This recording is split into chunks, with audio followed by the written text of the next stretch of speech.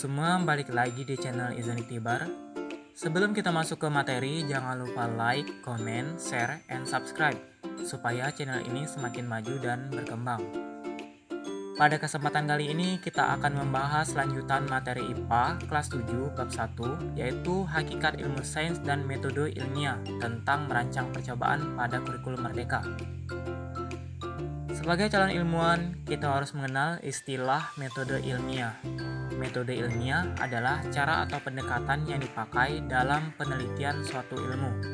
Nah, di bawah ini adalah tahapan-tahapan dalam metode ilmiah, yaitu yang pertama, melakukan pengamatan atau observasi. Yang kedua, itu membuat hipotesis dan mengidentifikasi variabel. Yang ketiga, membuat rancangan percobaan. Yang keempat, mengumpulkan dan menyajikan data. Dan yang kelima, menarik kesimpulan. Nah, semua itu harus dilakukan secara berurutan ya, tidak boleh diacak. Kemudian kita akan bahas satu persatu agar lebih jelas. Yang pertama, pengamatan. Pengamatan adalah hal-hal atau kejadian yang kalian ingat. Dalam melakukan pengamatan, kita menggunakan panca indera kita seperti melihat keadaan di sekitar, apakah ada yang aneh atau tidak, mencium bau sekitar, apakah ada bau yang menyengat atau tidak, atau mungkin mendengar suara yang tidak wajar di sekitar kita ketika melakukan pengamatan. Nah, setelah mengamati keadaan sekitar, barulah kita menentukan masalah yang dihadapi. Dalam konteks percobaan IPA, masalah ini dapat dituliskan dalam bentuk pertanyaan atau dalam bentuk pernyataan untuk diuji, yang disebut juga dengan tujuan percobaan.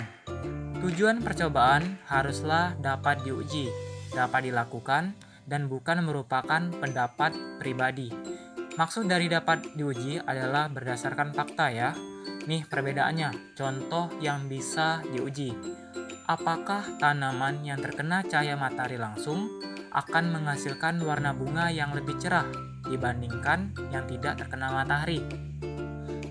Sedangkan contoh yang tidak bisa diuji karena pendapat, saya memang paling tampan atau cantik di seluruh alam semesta. Oke, kita lanjut ke langkah selanjutnya, yaitu menulis hipotesis. Hipotesis merupakan perkiraan sementara atau dugaan dari jawaban terhadap tujuan percobaan yang akan diselidiki. Ingat bahwa hipotesis itu harus logis atau masuk akal. Hipotesis semakin lengkap apabila didukung oleh alasan dari segi ilmu sains atau ilmiah. Sebagai contoh, hipotesis yang baik, bunga yang terkena sinar matahari secara langsung akan terlihat lebih cerah. Ini masuk akal karena dengan cahaya matahari segala sesuatu akan lebih terlihat cerah. Berbeda dengan contoh hipotesis yang buruk berikut ini. Saya sudah pasti paling tampan atau cantik karena saya anak mami.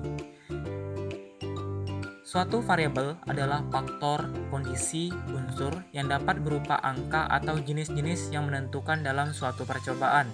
Ada 3 macam variabel, yaitu variabel bebas, variabel terikat, dan variabel kontrol.